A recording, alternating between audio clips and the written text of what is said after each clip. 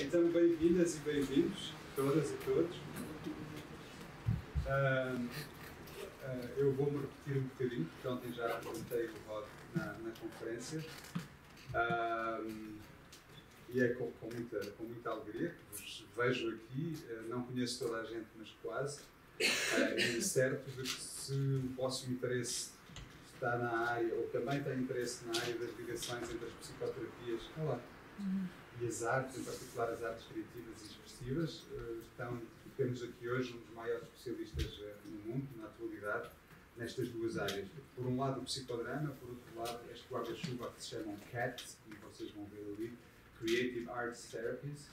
Portanto, a utilização. Ontem tivemos uma conferência maravilhosa sobre exemplos concretos de como parece que estamos perante um trend, uma ideia de que finalmente as grandes instituições deram-se conta que vale a pena investir nas artes enquanto instrumentos para melhorar a qualidade de vida das pessoas. E para falar desses assuntos está aqui o Hod Orkibi, que é professor na Universidade de Haifa, precisamente no Departamento de Artes Criativas, e um dos mais profícuos investigadores e produtores de ciência nesta área. Está no editorial board pelo menos das 4 revistas mais importantes da nossa área que eu conheço. Ele está lá e dirige alguns números especiais nessa área. Dá aulas na Universidade de Nova Iorque no programa, no mestrado em dramaterapia, é dramaterapeuta, é psicodramatista. Que mais que eu tenha dito ontem que possa ser importante para aqui? Fica um bocado extenso demais falar muito do currículo. Tem literalmente, deve estar perto da centena de artigos todos. Eu já li muitos deles e são extremamente inspiradores. E Hod, thank you so much for being here. Thank you for inviting me. For the second time in Lisbon. You will be back in early 2023 to work with us in another project that we are working with FCT. Again, I didn't bully you this time. Yeah. I didn't mention that ranking that we found some days ago, but maybe I still will do it. So thank you. And today you're talking about something a bit different from yesterday. So thank you for being here. Thank you, Antonio. So welcome, and I would like to, before I start, just to ask who is a psychodramatist, who is a psychologist, who comes from a psychology background, therapy, and who is from arts or psychodrama. Okay. So I'm asking because what I will talk about today really links with both fields, and it's a growing topic in our community of the arts therapies that is now only starting to emerge and to be researched. And the topic is therapeutic change factors in the arts therapies. So, and we will also have some time to do a little bit of exercise. I mean, just to play with the idea from what you think. So first of all, the entire project of the therapeutic change factors started in 2019 in Spain.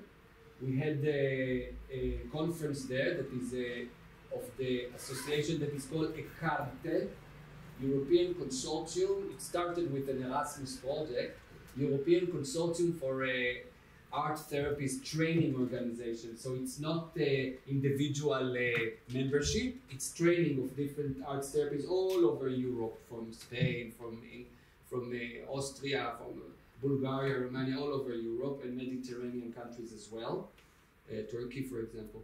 And we were there, and with good colleagues and good wine and good tapas and good company and good inspiration, we started the project of this publication that was published in Frontiers in Psychology, and it's open access. You can find it if you look for it, and it's called From Therapeutic Factors to Mechanisms of Change in the Creative Arts Therapies.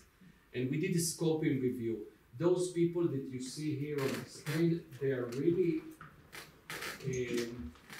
good colleague of mine that from all over the world. We have Martina from the Netherlands, we have Rebecca from Lesley University in Cambridge, Boston in America.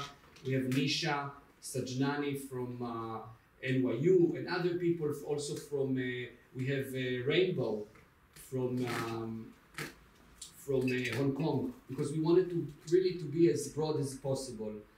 And we decided to do what is called a scoping review. So here's us. And I would like to emphasize this social dimension of doing research, because doing research can be very, very, very lonely. But when you are working with a group of colleagues, and not only meeting with Zoom or like Antonio and I or other people that are meeting, especially during COVID, this group of people, after October 2019, we started the project. We continued on a WhatsApp group or in Zoom during entire COVID. And it was very, very, very empowering for us. It was very empowering because we were all in, his own country, very lonely with all the anxieties and everything that happened during the first years of COVID. But we continued to work on this, and it was very, very, very empowering for us, even just to start a little bit to stay normal and continue the research. And we became friends.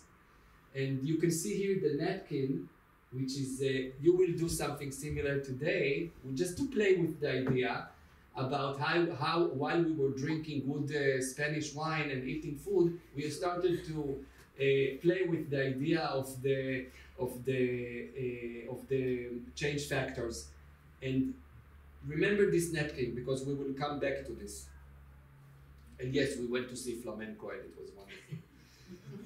And so another things that this collaboration produced is also the Creative Arts Therapies Consortium at NYU, New York University, where I'm also teaching. I'm an adjunct professor there in the drama therapy program. And this consortium really is a body that involved many people from America and other places that are doing the study about arts therapies concretely. And what happened since then is that we also developed a very nice program for the WHO, for the World Health Organization.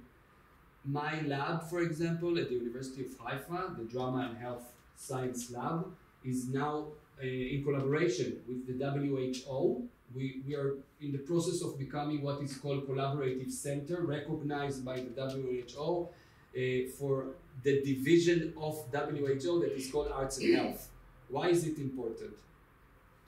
It is important because for me and other countries in the world, probably also Portugal, if you want to start to say that the arts have therapeutic benefits and you are engaging with people highly ranked in the WHO, the chances that they will believe you is higher. So strategically and politically, we also need to think about those kind of collaboration, and we are having a very, very fruitful discussion and amazing network of my colleague Nisha, who is making these networks of different research units around the world, from the Arab world in the Middle East to Paris and New York and other countries, and it is really, really inspiring that we can all come together under this topic of using the arts for well-being and for human rights as well. So the agenda is basically that culture and arts are not just privilege. They are human rights. Why are they human rights? Because they are human rights of self-expression. Not always in words. And this is the strong part as well. So this is just the background and the context of what I'm going to share with you, which is a small thing of a much bigger enterprise with other colleagues as well. So now I would like to ask you, you can take out your phones, like yesterday, who was yesterday? and your smartphone. And I want to ask you, why do you think that creative arts therapies work? And I will show you now what to do.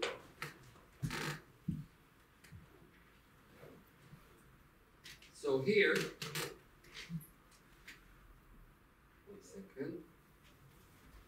Here you can just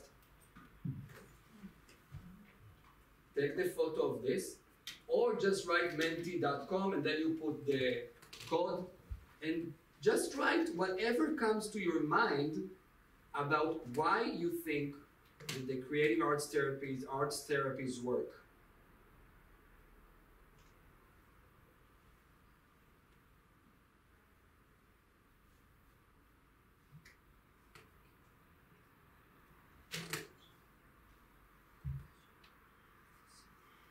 If you need to come here, please feel free to come here to capture this. You can put more than a word? You can put many words as you like, because there are No, many. but in the same, like you can do no, 3 you or can 4 make words. a list, but then after you submit it, you can come again, because otherwise it will not be.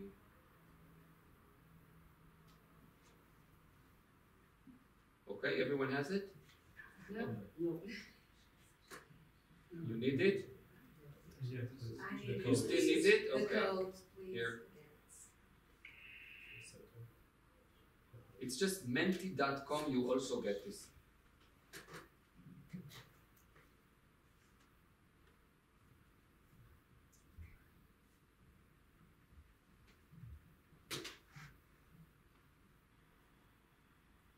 You see there are already different words: freedom, placebo effect, connectedness, deeper than words,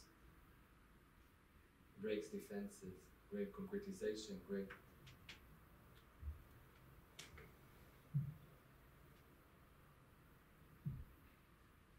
Expression, not only words.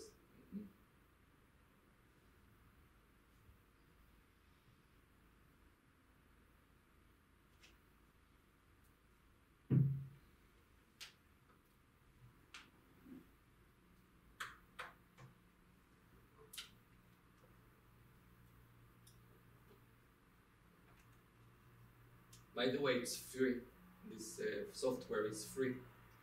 These are basic features that you can use with your clients, your students. I like it.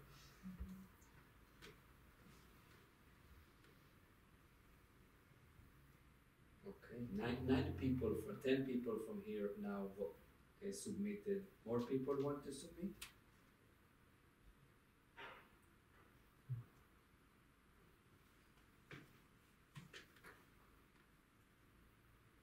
Engagement, connectedness.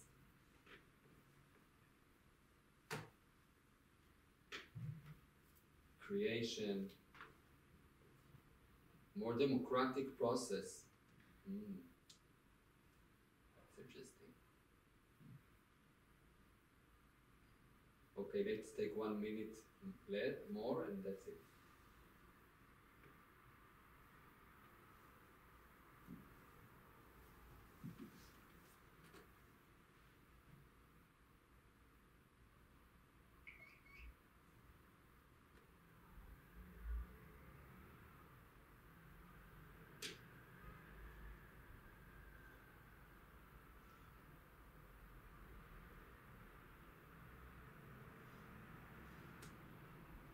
Curiosity, joy, fun, okay, action, great, okay. I'm going now to close it.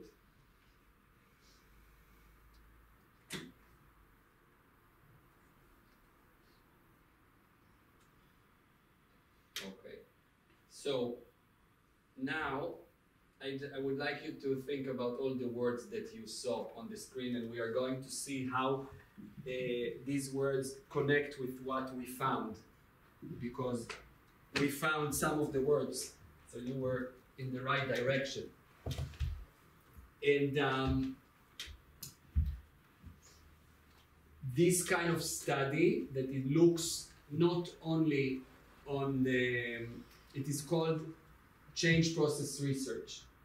So change process research is basically a studies that inquires how or why psychotherapy works. I'm not talking only on the arts therapies, it can be psychology as well.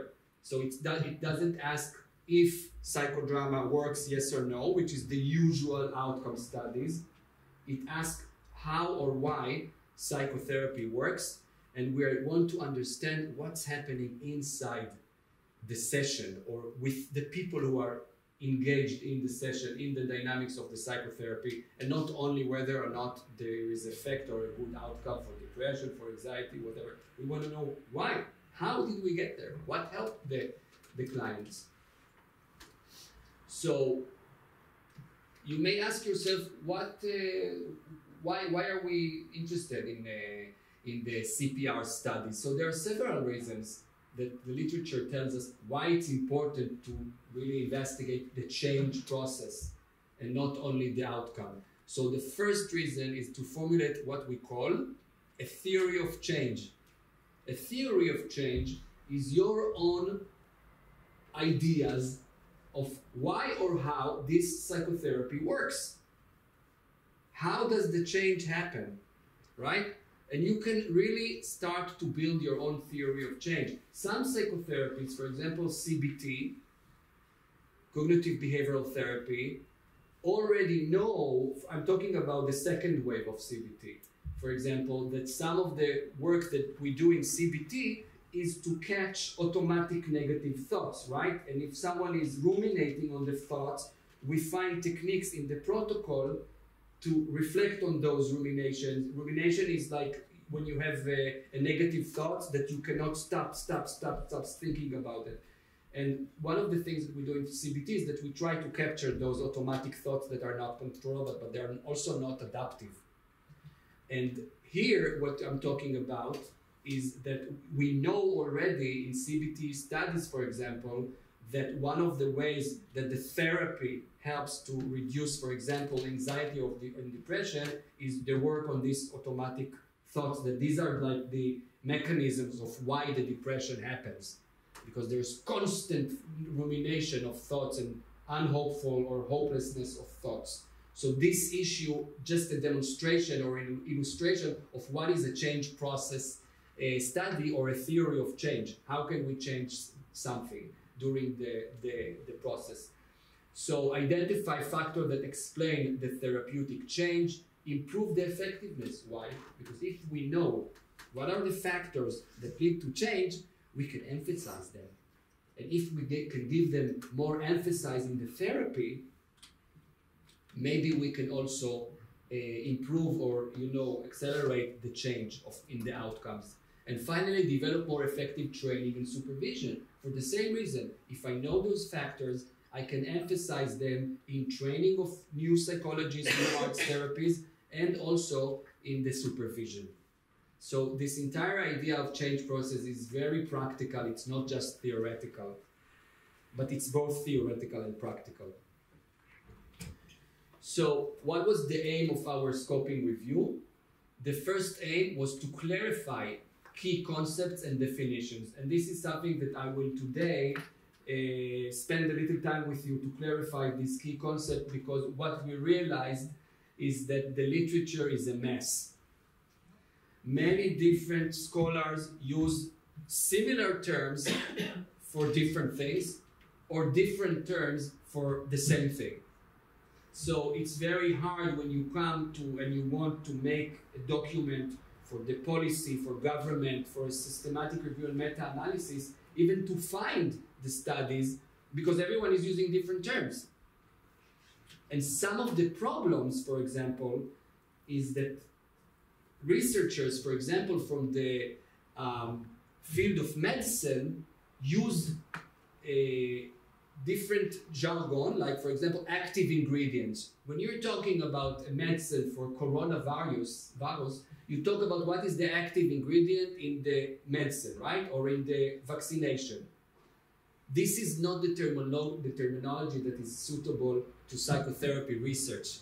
We don't have active ingredients. We might have, according to Yalom, for example, right? In the group, he has different kind of of therapeutic factors or change factors. These terms are used interchangeably, but they're basically the same. We are sticking to the term change factors because not every application of the arts therapies is by definition therapy. Sometimes it's more community or rehabilitation. This is a different story, but this is why we consciously chose the term change factor and not therapeutic factors, okay? This is just continuing to the lecture yesterday of what is rehabilitation and what is therapy, which is not the same, even not in terms of policy and money that governments give you. Sometimes they say we give this to therapy, but not to rehabilitation, or the opposite. So there are, of course, other political forces in the words you are using. And so we also wanted to identify, number 3, the specific factor and joint factor. And this is really cool, 2 terms that we were excited about. And I will explain everything because we have to distinguish between those kind of factors that are not similar. So one of the, as you can see, one of the very, very clear aim of this project was to make some sense of the literature. And I will try to share with you so you can start thinking about your practice or research or studies about this, and you can use them. Okay, let's go. We want to look at some methodological and research directions for future research. So let's start with the term common factor. What is a common factor? Common factor is basically a factor that is shared by all psychotherapy approach. It doesn't matter if it's CBT, relational, existential, psychodrama, arts therapies, any psychotherapy approach. And this is why it is also atheoretical. It is not bound to a specific theory. It is not specific CBT theory, existentialism theory, or relational theory, or psychodynamic theory. It is atheoretical. It is common across all psychotherapy, and this is why it is also called universal factor, okay?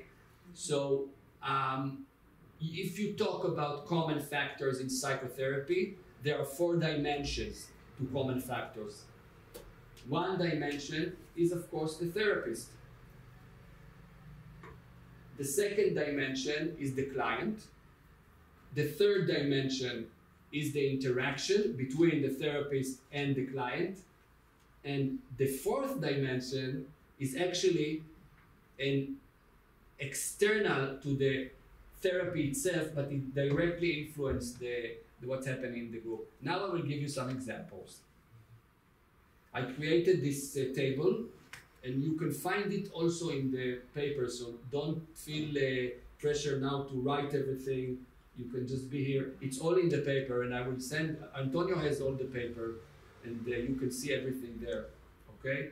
So let's just give you some examples, and these are important. If you see something that you like, or you feel that you are interested in, inspires you, write it down, because you will be invited to play with it very soon, okay?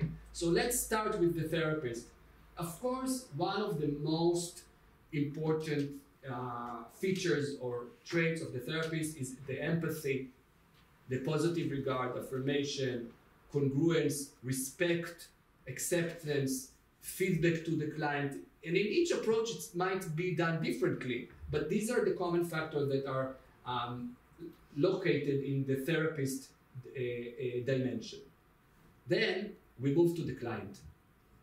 The client's, for example, expectation of the therapeutic success is critical to the prediction of the therapy, of the treatment, and it is called expectancy.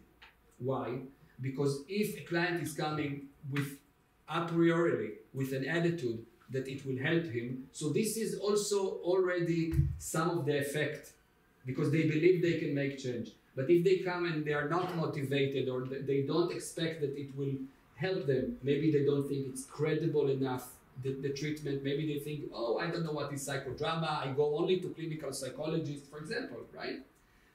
It's for children. We hear sometimes those kind of voices, and what we're trying to say, no, all the art therapies are, first of all, for all the ages, And second, we're trying to see who is more open to this kind of therapy and who is less, and trying to find a way to introduce it to a range of clients. So expectancy or client expectation or motivation or belief in the credibility of the treatment, these are very important things, and some of the things you need to know in research, especially when you don't do randomization, because you can't do randomization for many ethical or other reasons, is that you can measure this. You can measure this, the client expectancy, and to see if those who are in the experiment group have more expectancy to get cure or treated or benefits from the treatment compared to those who are maybe in the control group or in a other, let's say for example, reading like another active control group, but it's not therapy. Do they expect it will also change them, or they benefit from it? And then you can see the difference, and statistically you can control for this difference from the beginning. If you just ask them one question, even there are also measurements of like 8 items that are longer, but sometimes you can use also 1 or 2 and just ask, to what extent do you expect that this treatment or these meetings or session will benefit you? And then you can see if there is a difference between the group already, from the treatment group and maybe the comparison group. The third dimension, and this dimension is very, very, very, very important, because they say it takes 2 people to tango, right? This dimension includes the most important and with the highest prediction of outcomes in all psychotherapies, which is the relationship between the client and the therapist, often called therapeutic alliance. The therapeutic alliance is the #1 researched change factor, common change factor across all psychotherapies. There are a lot of studies about therapeutic alliance, because we realize that the relationship is the first thing that is important for the therapy to work. So therapeutic alliance, it's like the best predictor, or the very, very prominent predictor of outcome. And finally, the last column talks about the client's environment. Maybe the client is in a war zone. Maybe the client has a low socioeconomic status. But it's not related to what happens inside the therapy. This is why it's external to the therapy. Life events, the community the client is. So these are the 4 dimensions of the common factors.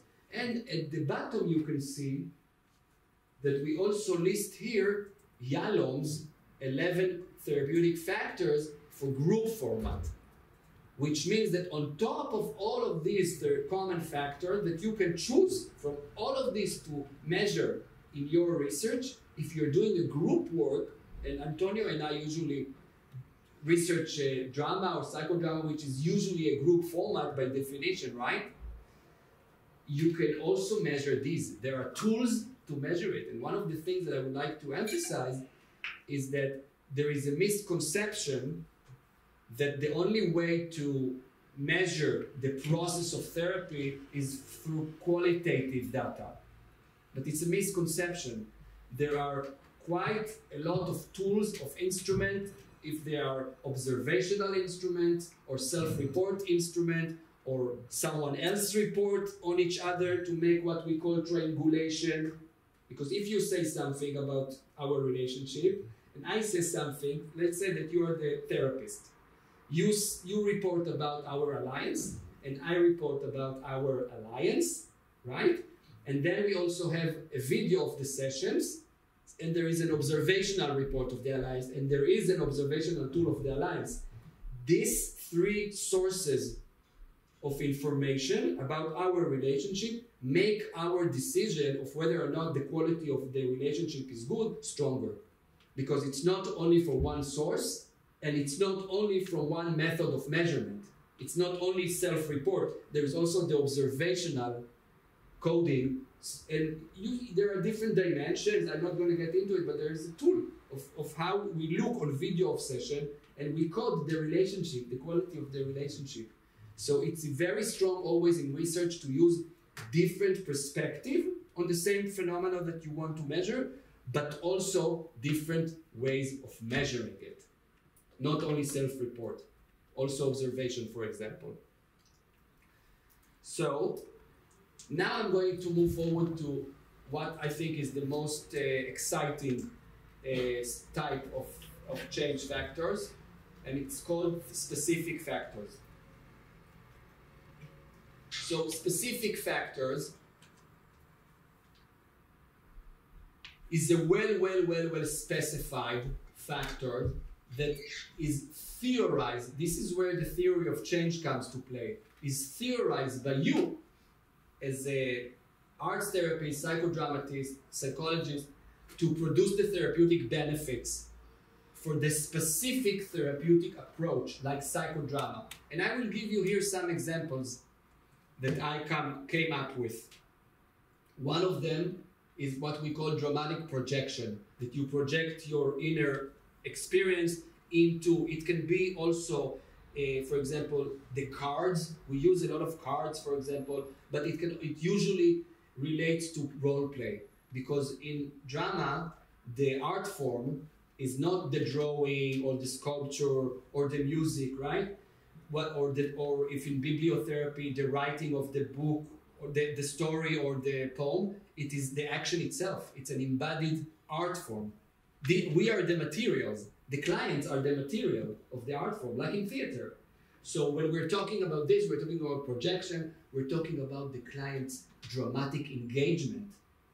If the client is not engaged dramatically in the action, what does it say about the alliance maybe? What does it say about the clients feeling comfortable to come and do something in the space, the safety of the space, okay?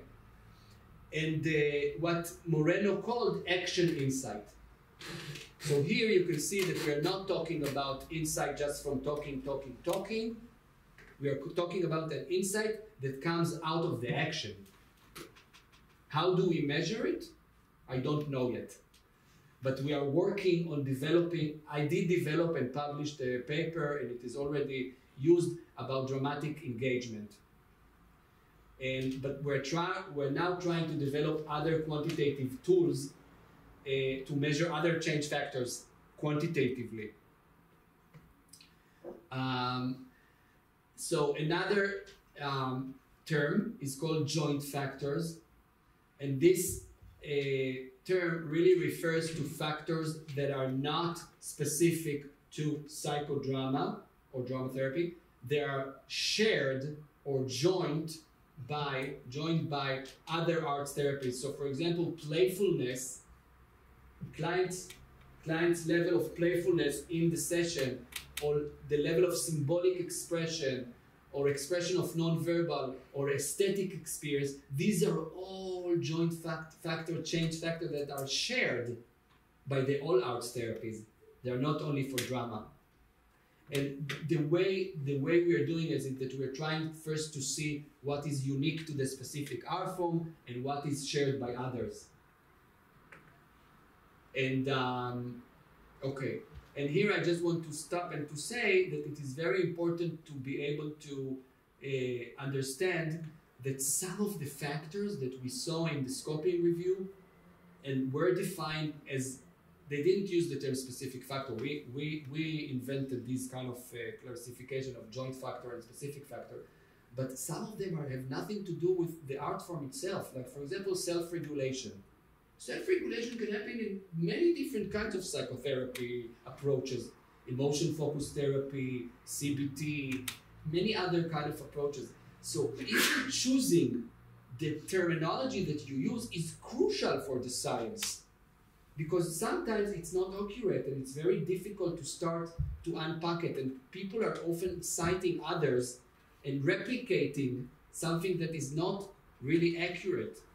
And if they think it is accurate, it is very important to give a very strong and clear rationale why this specific self-regulation is, for example, in art therapy. I mentioned it yesterday. We use a lot of the time mandala coloring inside mandala. this is very good for emotion regulation because you're expressing, but you're expressing it. Hello. Hello. Please, welcome. Thank you very much. You are expressing it. You are expressing it through the drawing or the coloring of the mandala. So it is very important to understand that this is specific to the art form of visual art. Okay? Now I want to move forward to a term that is called mediator. Who knows this term? Who is familiar with this term? This is a term that is usually used in the quantitative studies and statistical assessment. And I even saw a paper that was qualitative, totally qualitative, nothing with numbers or with measurement, and they use this term as a mediator. It doesn't make sense even. So the mediator is a term used in the context of quantitative statistical analysis for an intervening variable, yes, that is theorized again, to account for causal relationship between two variables, such as x causes n, which in turn causes y. So there is like the middle person, right? The mediator person, the person mediates the relationship. And in full mediation, it is called full mediation. These years it's not used so much as before, but full mediation means that without this mediator, there is no relationship. But sometimes you can find that there is a mediation, but there is also a direct line between them. But this is a different lecture. So the mediator really helps us to clarify how or why two or more variables are causally connected to each other. And this is something that I would like you to play with today, very soon. So two examples, and remember this. Two examples of two mediation models. One is this one. How many mediators we have here? Only one, right? So we can say therapeutic alliance, dramatic engagement, and improved behavior, for example, right? But sometimes our theory wants to explain something that is bigger, that is larger, that is more complex, that is more complicated, right? So we can use two mediators in a chain, in a row, one after the other. It's all about theory. You need just to be creative and invent from what you see in your practice and what you also read in the literature, in the empirical evidence that already exists. So now I'm giving you an example of something that I invented based off my theory of change. And I'm, of course, now after we develop those tools, we are going also to collect data and start checking and explore those theories of change. So I will give you the example. Because therapeutic alliance is the most consequential change factors, we put it in the first, as the first change factor. So this is like the basis for everything that happens. We know it already. So we choose to use the therapeutic alliance as the first change factor. It is a common factor. We already know this, right? It's a common factor. And then we say, and I'm telling you the story. I'm inventing the story, and I want you to start thinking in the same way. It's storytelling. It's absolutely storytelling. I have a very good alliance with my client. This is what I feel, and this is what I get the feedbacks from my client. And this good quality of alliance that we measure, for example, with the 3 measurements, right, really encourage the client's engagement. It gives the client the confidence to go and to be engaged in the drama session. This engagement, in turn, leads to action insight. Because the client was engaged, suddenly after the double, after role reversal, after playback, watching the story that you play, and suddenly I realize something. It's not because I'm sitting and I'm talking. It's because I'm doing in the action. Zerka Moreno said that you need to unlearn in action, for example, a maladaptive behavior, right? The same way you learned it in action, in real life. Psychodrama happens in real life. This is why it's group. This is why it started from the streets of Vienna. It's about community. Theater inherently is about community, is about other people, because theater, by definition, is a place of seeing, of looking in Greek, but it also, drama means A plays B in front of C. If there is no C, you're playing to yourself, so it might be a psychotic situation, because you don't know that you are performing in front of someone, okay? So by definition, drama includes the witnessing or the audience.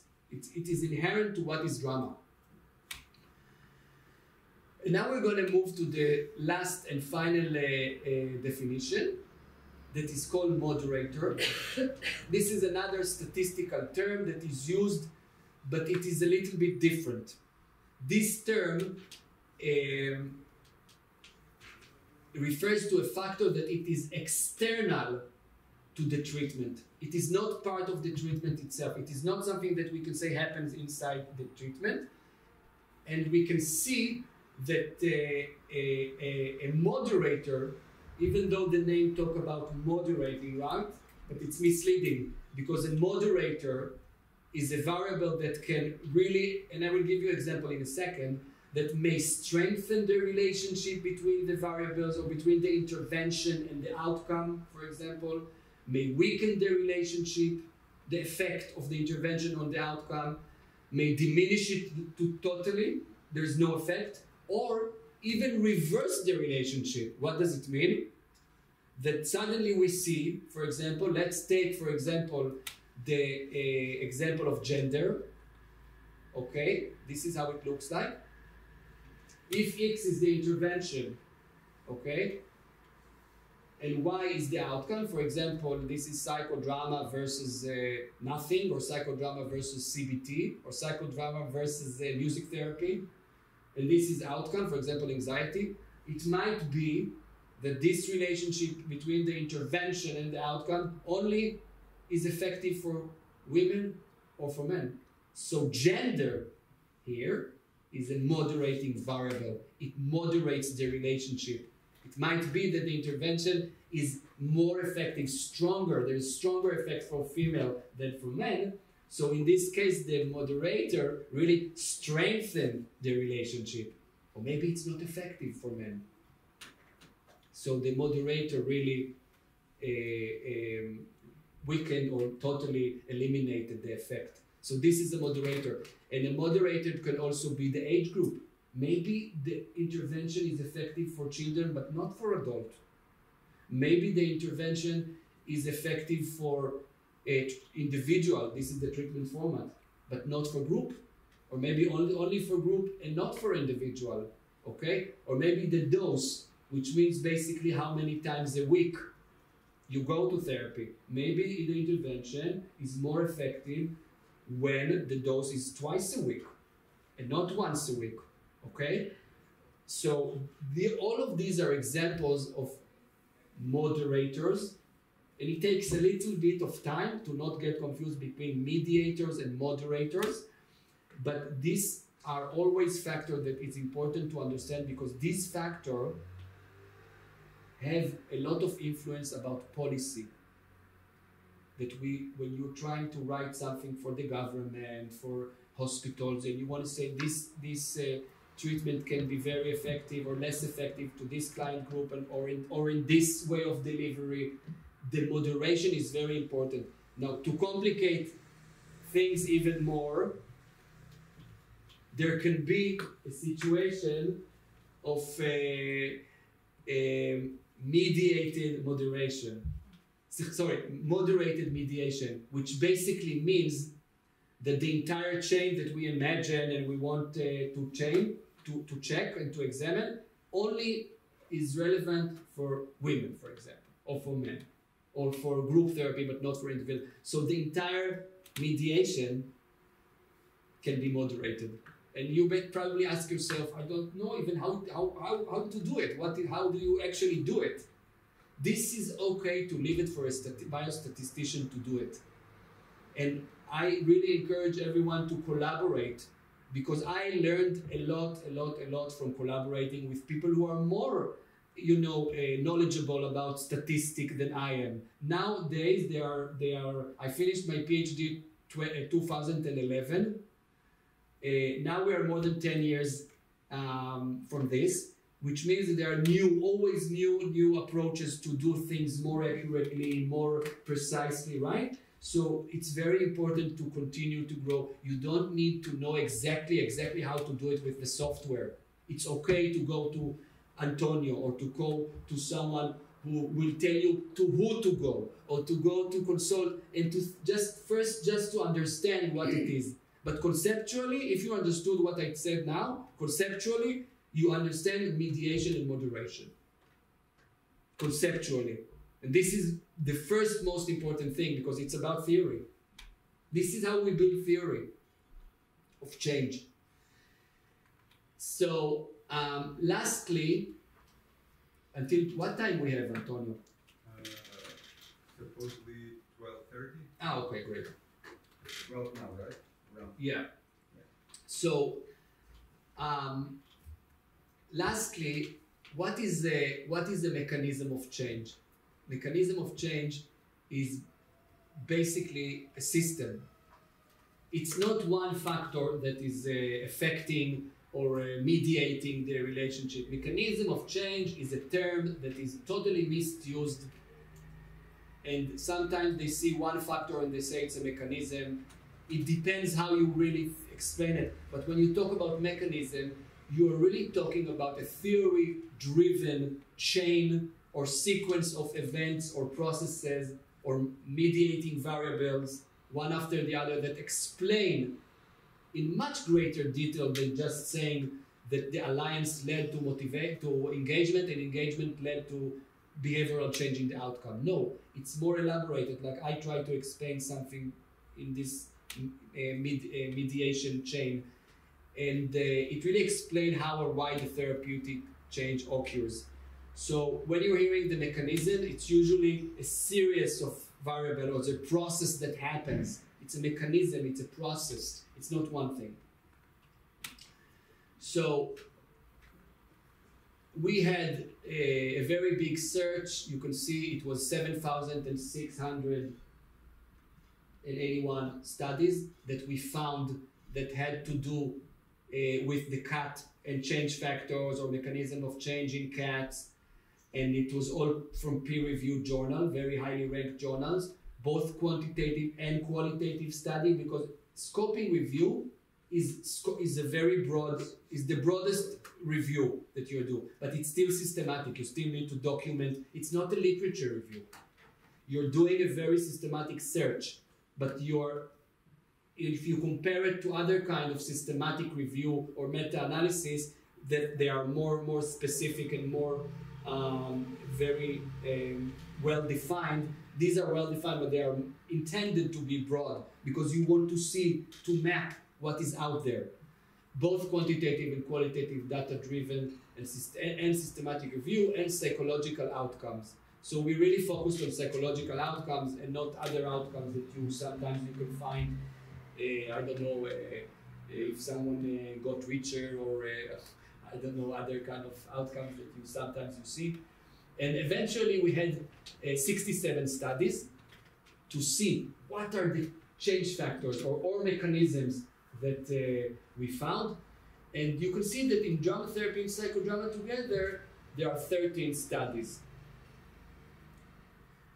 So after we saw all the different results, and it was a lot of work, thanks God it was COVID, we had a lot of time not to travel or to go anywhere, so we did this work a lot, everyone in her own country, but we had all the time Zoom meetings, and we worked on a shared Excel and shared Google documents, so we can really all the time see what is going on and what everyone is adding.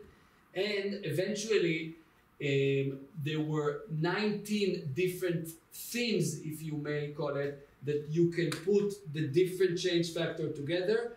It is a lot. I think that if we could have keep on working on it, we could condense it maybe to less, but we didn't want to distort really the situation that was reported by others in the paper. So our idea was to reflect what is the situation in the field, what people are doing and reporting, not to try to change it and to present it in a different way, because then you don't know what is the research work and what is actually was reported in the paper that you are reviewing, okay? So we really try to map this, and the N is the number of time it appeared. For example, embodiment appeared 14 times. Embodiment, 14 times. Emotional elicitation and processing, 23 times. Self-understanding. And you can see here that it's a mixture of both specific factor, common factors, and other kind of factors. But this is just a very broad classification. I would like to mention now three basic, three domains included in the factors that are unique to the creative arts therapies. The first one is embodiment. Embodiment is the experience that has to do with the physiological and sensational activation in your body while you are engaged in therapy. So it involves, by definition, body awareness, physicality of the arts. Maybe when I'm using the guitar like this music, it's different if I'm using it in a different way, or if I'm using a drumming to get some aggression, or maybe to get some beat of the life. So it depends how you also engage with the arts, your embodiment. And experiencing the body doing all this experience is very, very crucial. Concretization, which is my favorite common factors. It is one of the most important common factors in psychodrama and drama therapy, but it is also in common factors in the arts therapies. And I will give you an example. And it relates to what I said before. If you are bringing a client to the room and you're inviting the client to draw, for example, your family home in a holiday, this concretization of their inner experience in the drawing, or in music, the concretization of the inner experience, the inner world, the inner content is in the music. Or in writing, storytelling, bibliotherapy, poetry therapy, the concretization is in the words. But in drama, as we said, the concretization is in the action, is in the role play. And if we have time, I will show you another paper that I published that was led by my student, my master's student, Aviv Kushnil, that focuses on concretization. And we really formulated three pathways of how to do concretization in psychodrama. So there are like two different concretization formats. And I will show it to you if you want, but it is also available online. So it's open access. If it is, you can use it. You can read it. Antonio has it. Lastly, symbolism and metaphors. We use a lot of symbolic work, really symbolic work in arts therapies, and metaphors. For example, if a client tells me that he feels that he is carrying the entire world on his shoulder, or the entire family burden on his shoulder, emotionally, financially, everything. We take this, I listen very carefully to this symbolic expression, and I'm looking, what am I looking for? I'm looking for a symbolic expression that is very charged emotionally, that I feel that the client is very touched by it. So saying something like, I feel that I'm standing on the edge of a cliff, or I feel that I'm carrying the entire burden of my family on my back. These are very strong symbolic expression, metaphorical expression of their experience. So we can take this as an invitation to start the work, whether by drawing or also end by embodying it. And let's see how it feels like to go like this, right? How it feels. Let's start with making the statue. hello. Let's start in making the statue in psychodrama, for example. And what are the different parts are saying? Who maybe helped me to carry? And and etc. and etc. So these are one part of the concretization. That it starts from a symbolic, listening to a symbolic point. The other part of concretization is the part of taking a realistic scene. For example, the client remembers that when she was, it can be from the far past, it can be from last week or from 2 weeks ago, when she had, for example, a fight with her partner, and she felt that he's not listening to her, he's not seeing her, she's not seen, she's always wrong, he's always right. This is the scene that happened last week, and now she remembers it. It doesn't matter how accurate it is. We are talking about the psychological experience now, and we are bringing this scene that happened then and there to the here and now. So this is what we call not a symbolic concretization, but a realistic concretization, because we are concretizing this realistic scene in the here and now. And we're starting from, so this is another type of concretization.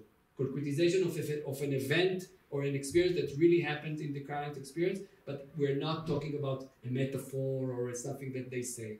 So these are basically, I just explained to you the two different paths of concretization, and there is also a middle path that integrates between the two.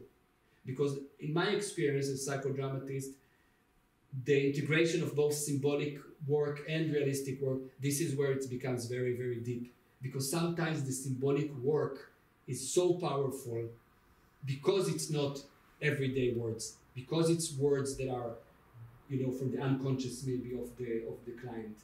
So you can read about it and elaborate in your reading and understanding of that in the paper. These are the different, the 8 specific psychodrama and drama therapy factors that we found.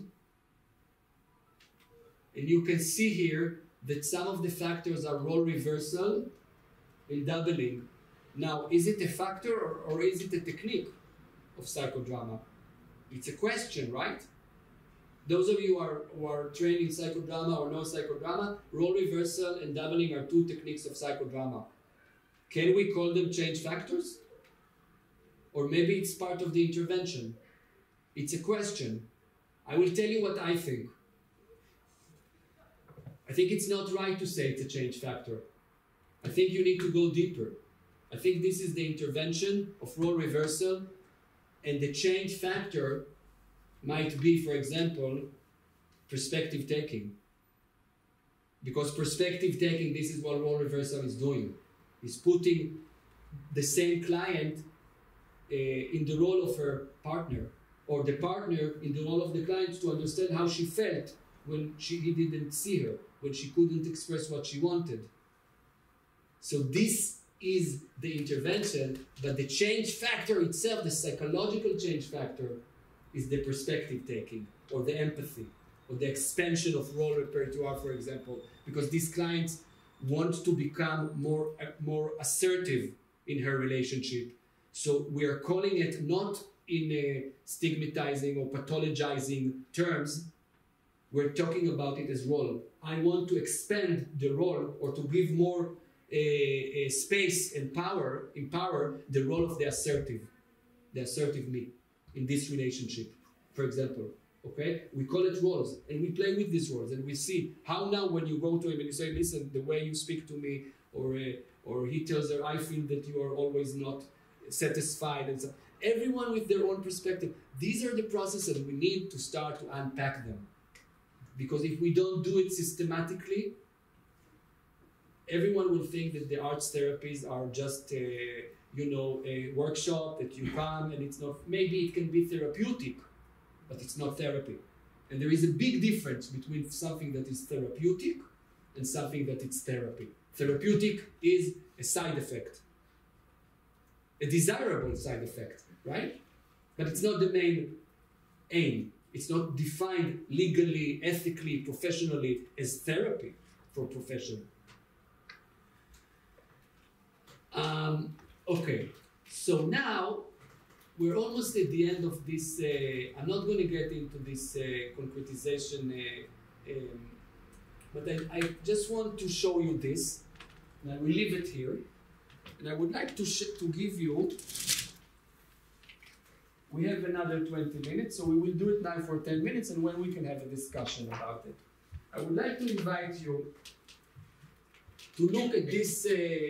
We call it. I created this with my colleague Dr. Shoshi Keisari. We were invited to write a book to Cambridge Handbook of Creativity and Emotions, and we wrote a chapter, and then they told us, okay, we want to see also a model of something. I said, okay, we'll do it. And we started playing with the idea, and this is what came up, which we call it the generic model of change in the creative arts therapies, and I will explain to you what you see, and I would like to invite you to invent your own theory of change. Oh, also, if you don't have a pen, you can have there you go. Is it a pen? I can do that. I'll give it. You send me this. To create I'm not taking you to peer review journal. It's okay. Anyone needs? Well, I just want you to start. You can share with each other if you want to think together. It's okay. So basically, where is the? So basically, do like this. Yeah. So I really invite you not to think about any statistics and anything like this. Just be creative, but it needs to make sense. This is the only thing that is important now. It needs to make sense. One of the things that took a lot of time to explain is that when you talk about mediation or theory of change, it needs to make sense why this variable leads to this variable. You cannot put the alliance, for example, in the middle of something like that if it doesn't make sense. If it does make sense, it's okay. By the way, there are also studies that show that there is some kind of a feedback of the alliance. If the alliance is good, there's more engagement. If there's more engagement, the alliance become better. So it's not always linear, but just now start with linear and just try with the most simple way of doing boxes for the first one. My recommendation is that you start with common factors. These are just example of what you saw in the table, the big table, right? You remember the big table? And then you can choose whatever you want to choose from this. And you just do it like this with the arrow and a chain, okay? And at the end, there will always be your outcome. What is your outcome? So if you want, for example, the outcome to be anxiety, reduction of anxiety or assertiveness, you try to think what is the chain of the events that will lead to it in the therapy. It's a theoretical exercise, okay? You understand? If you have questions, just call me and I will come. And should we start by the end? Like if we want to reduce anxiety, where should we start or no? I don't know. You can try it. Let's see where it takes you. What is the general question that you... The general invitation now is to draw a chain of change factors that lead one after the other that can reflect your idea of theory of change, what happens in the therapy. But for a specific symptom or... You can choose specific symptom, you can do something more broad. It depends on, it's up to you. I will show you the example again. You see like this. This is my example. This is just my example. If you want to take a photo of this now, so you can choose, because there are a lot of options here for the common factors. You can definitely do it if you like.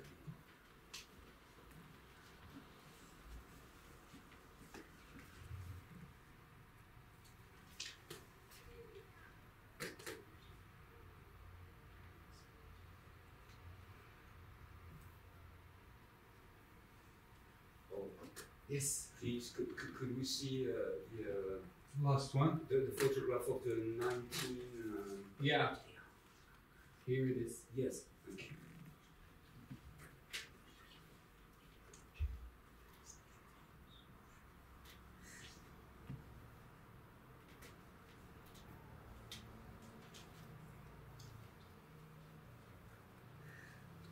Can I use this desk? Yes, sure.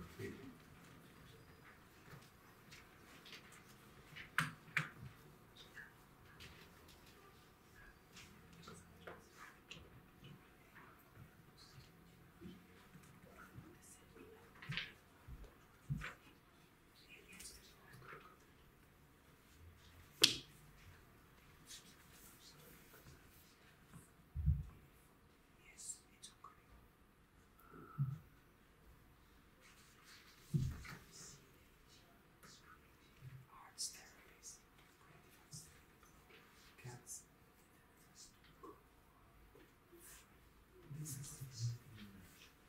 It's this profession of using music therapy, art therapy, drama therapy, psychodrama, dance, movement therapy as therapy. We call it cats.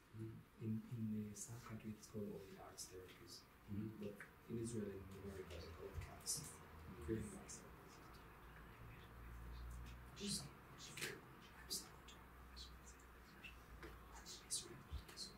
Israel. Hebrew.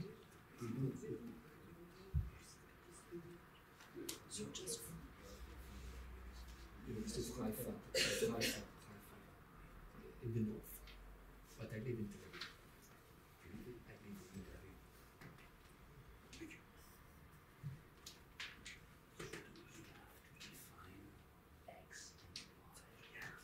Define the entire chain. Define the entire chain. Just play with it. We will talk about it. Oh, no problem. What is your fee? Ah, yes, I came to the theater to this. Sure. Any questions?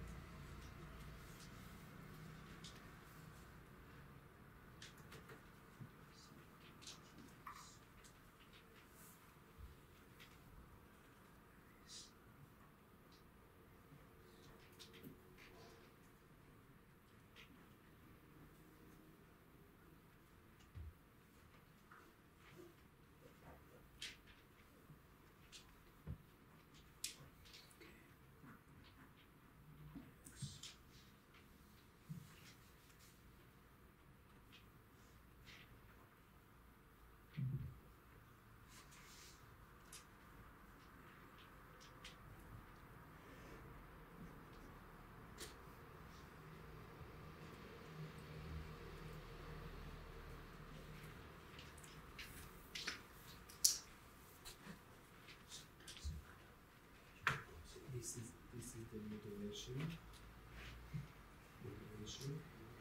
and this is the mediation. Yes, but you now are invited to write, to think, just invent, whatever you.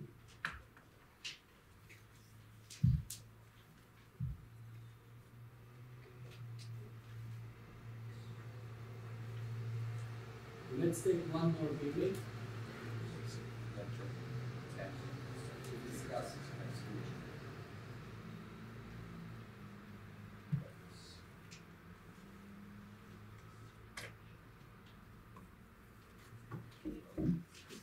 You want to go back? Yeah, sorry.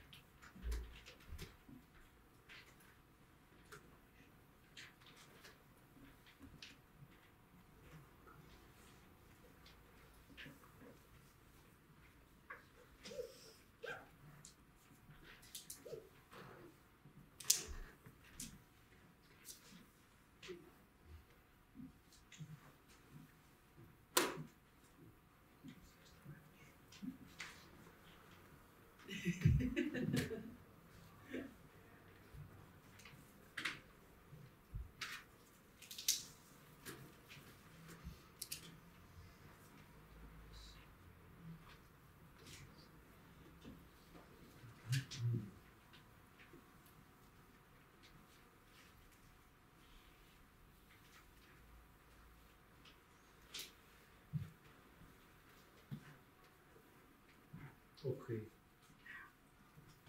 Ready? Let's hear from you. It doesn't need to be perfect. It took us a lot of time to think about it. Many months, so of course not several minutes. But just to start exercising this idea, who wants to share? Yes, please. I can share. I'll only do like. Say your name and also if you come from psychodrama. Okay, Antonio. My name is Antonio, and I work mostly with applied theater and also therapeutic theater group. Yeah, great. And by the way, he's a friend of Nietzsche. Ah, okay. Wonderful. So the first block, reading the territory, understanding where we are, people with who we are working in the preliminary meetings with the agents or the players that will support our work, and that will allow us to work in the specific context, and then the first like interview or meeting with the people with the client who we will be working. Then building starting to build a relation, creating a safe place based on mutual understanding, trust, confidence, deep listening, sensitive listening, constructive listening, different aspects, empathy, compassion, encouragement, giving feedback during sessions, body work, like physical expression, working with metaphors, personal stories, and creating a ritual. Great. You gave us a lot of material, and if I was like your supervisor to start now working on a thesis, or I would say, okay, now we have on this. Now let's start to think, because I think there are a lot of processes that you're describing. It's great, and it's very, very fun for me at least to start talking with people who bring this idea into. So thank you. Thank you. More.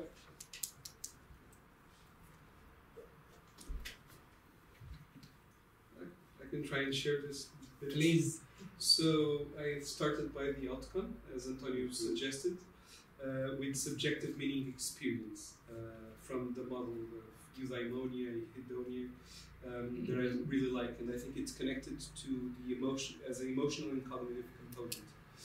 Then Subjective well-being, you mean? For subjective, Subjective. but specifically this subjective meaning experience. That's Okay. a sub-measure of that. And step back, I selected creative adaptability. I think the ability to adapt and to be creative, to make sense of what happened and of what is happening. Step back, just 2 more steps. I selected openness to experience and exploration. If you can explore and open to explore, I think only you can get to be creative and This adaptable. is very important. Listen, because I have a comment on this. Continue, please. This is I come from psychodrama, and this is connected to experience last week that we had right here. I think open to experience and exploration is very important to be able to be creative and adapt. And the first step is, I think, maybe we have to work on this, or I have, is being even more holding or containing. If there's trust in us as directors to hold the space, maybe the clients can be more open to experience and exploration in ways that in his own life he's not. Okay, thank you so much. I want to focus on this because it gives us a lot of information just to say. Can you now just repeat it from the beginning to the end? Actually, the idea from the start, it's a nice exercise, but the entire idea is to describe a causal chain, one thing leading to the other. So if you're starting from the end, it means basically that you're saying that it can go both ways. So if this is what you want to say, fine. If not, you need to start working from the left to the right, from the beginning to the end. Otherwise, it will not make sense. So I should say from left to right. Now start from the natural. So holding and containing. Yes. Then goes to openness to experience and exploration. Okay. Then to creative adaptability, and finally to the outcome of higher subjective meaning experience. Great. So first of all, openness to experience is a trait. It's one of the traits of the Big Five model. There's extroversion, openness to experience, agreeableness, neuroticism, etc. The problem with this example is that usually the theory and the evidence shows that traits are very hard to change. So I would use this. Openness to experience is great choice, but I would use this as a moderator, because moderators are things that are less changeable. You cannot change you can, but it's either the client define themselves as female or male, or right? So you got the point. I'm talking about, or maybe not, or whatever definition they choose is fine, but it is something that is not related to the therapy itself. So if the client has some kind of a predisposition of a trait, it's not something that is activated by the therapy itself. It's something that he comes to the therapy with it, and it might, yes or no, affect the treatment. However, this is when you're very strictly using the terms openness to experience. If you want to invent, I'm not kidding. I invented, for example, the concept of creative adaptability that you mentioned, because I have 2 papers about it. And I also invented the measurement to measure it. And we have it in Hebrew, my language, English, Chinese, and Italian. And we administrate it during COVID. So if you're talking about this, for example, the clients being open to, I do think that, and this is a term that I, in my conversation with Rinat, that you can talk about openness to exploration. But I just want to say that you need to be very, very smart in how you justify that this is not the same as openness to experience, because openness to experience is a trait. And in psychology, we usually think that traits are less open to change. Mm-hmm. So it needs to make sense. Okay? Thank you. Yes, please. Yes, the outcome would be the alignment, the best fit with the present situation, so that would be the outcome, and the process would be the saturation, that whatever you do, you just make sure it's a bit like the acupuntura. Yes. So you just, whatever you do, just go all the way. Okay. So you have to be careful what you choose. So you have to choose something very, very, and then the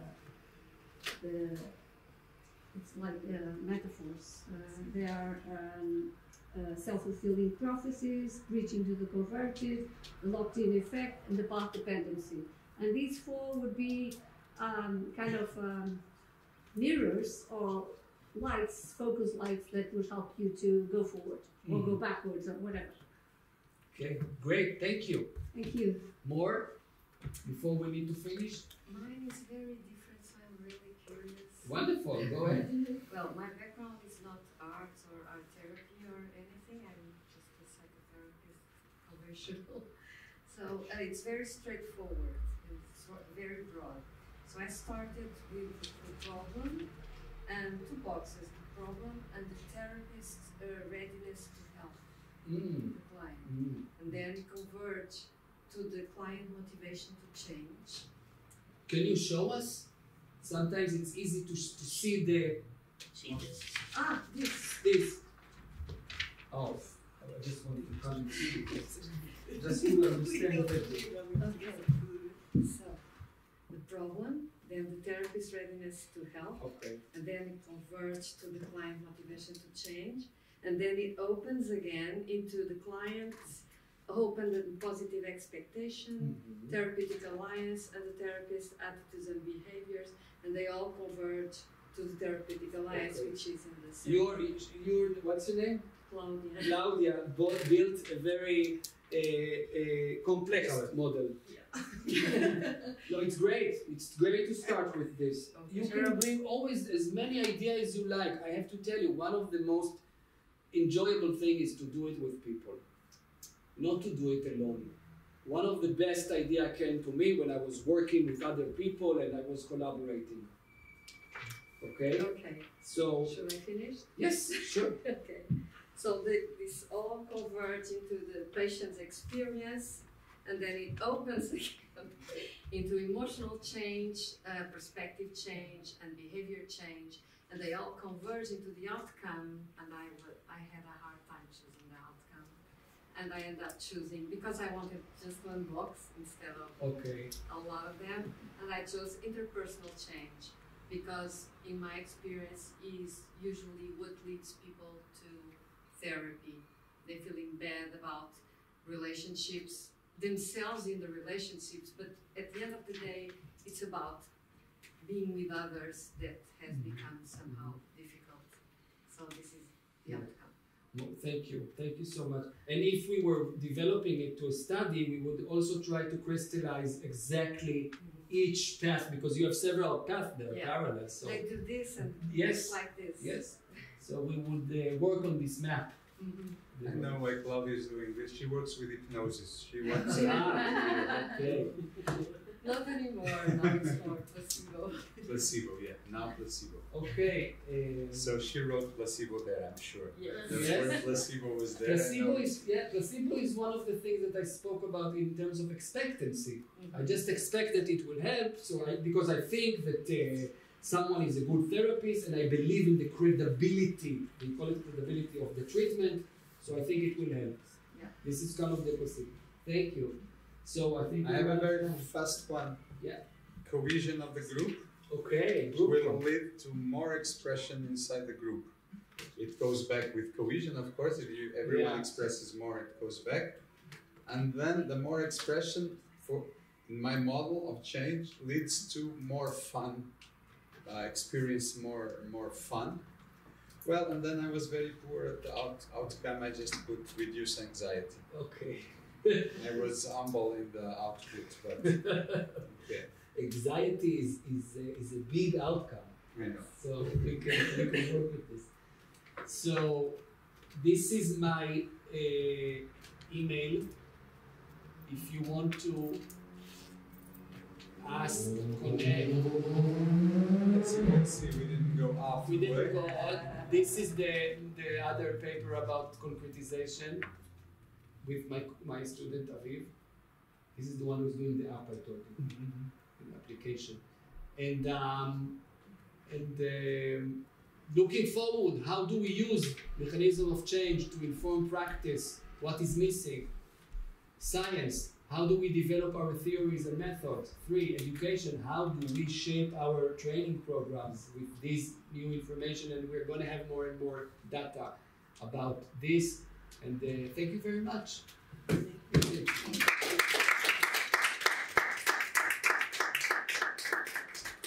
So we have some minutes to some questions that you might be interested in. I wish you were here 3 months ago, because now I know I did a mistake in the title of my last paper, because we called the title of the last paper about playback theater, Group, Stories and Stage, and now comes there, as mechanisms of change. And it's not mechanisms, it's maybe factors of change, not mechanisms of change. So why didn't you come 2 months earlier? Now I have to what am I going to do with this title of this paper? I can tell you that I also made some mistakes about it before I learned it more. But yeah, it's something to consider, because this is one of the most important things, to speak the coherent and clear language, especially for people in power, in policy, psychiatrists, MDs, who make a lot of, in many countries, they make the decision. We are now in Israel fighting to get into the law, so we have a license for only creative arts therapies. These work are very important to get there. I'm laughing because my model was about a person hears voices. It's very practical, Yeah. and it's really about that, what you just said about finding the concentration of power on mental health within a psychiatric procedure that everybody has to pass on through a very concrete path. And so how do we help people dealing with voices through arts, through, well, You want to read it? You want to share it? Your chain? Yeah, my chain was, on the upper part of the chain was the critical thinking, with let me put my glasses on, with the mediation, so with the professionals and peers as the why. You're not alone, and what are the nature of the voices, the content and the profiles of those voices. They're not necessarily all negative. Yeah. They're just there. So that's the critical thinking. And then the action part, which is the who and when, what works for each person. What are the community art resources made available for that person if you want to use arts, and make those choices available for the person, and then promote, and the outcome is dealing with voices, promoting independence and autonomy. So you can hear voices and not be in a system that destroys all your life. Yeah. You feel you've changed. And it's wonderful because in Moreno, when you look at black and white movie that we have from Moreno working in psychiatric hospital, they gave roles to these voices, and they really see the voices on the stage. Yes. You can start to understand how it works. And be critical thinking about the Yeah, voices. yeah. Some of them are maybe useful for the client, Yes. maybe unadaptively useful, right? Yes. Or maybe adaptively useful, so they're protecting. Who knows? Thank you. It's Yes. just if you could use the last slide. This one? Yeah, thank you. Other questions, suggestions, comments from anyone? Everyone is hungry, I guess. Well, it's more a comment, more of a comment than a question. This pattern, this model can be used, in everyday life, doesn't it? In what context? For decision making or for improving concrete life. It works too. I never tried it, but I think there is a sense of trying to see the change of the, let's say, consequences. Consequences of, one thing you do, one after the other. Cause effects. Yeah, exactly. Yeah, Exactly. Let's suppose my room is in a mess. I can write one of those diagrams. For instance, first situation, the room is in a mess, and the outcome I want is it's The difference for what you're saying and this is that these are not steps to get. These are not steps to get to the outcome. These are more agents, events, or factors that influence each other, and this is the most important thing. When you think about the theory, if you get this, you got it. It needs to make sense how it affects each other logically, psychologically, because it's all about making a causal change. When you think about medicine, for example, you take the pill, it activates something in your body physiologically that does something, and then you see the outcome, right? SSRI, whatever medicine that you use. It's the same thinking, but in a psychological way and not in a chemical or biological way. You need to really start think deeply. What are the factors that lead one to each other? And it's a process of thinking. It's a play with your thinking. And one of the useful things to do it is to sit in a room with people like you or other people and start to talk, because you get many perspectives and many ideas, and this is wonderful. So thank you very much for this. Thank you all. Again, And we are very grateful that you're coming again beginning of next Yes. year. Maybe we can arrange another conference and do some more practice, training, and thinking. Mainly thinking, it's the most important thing, because we are talking here about science and therapy and science around what works in therapy and in arts therapy mainly. So thank you so much. Thank you, Antonio, for And inviting me. Thank you everyone for coming too. Thank you.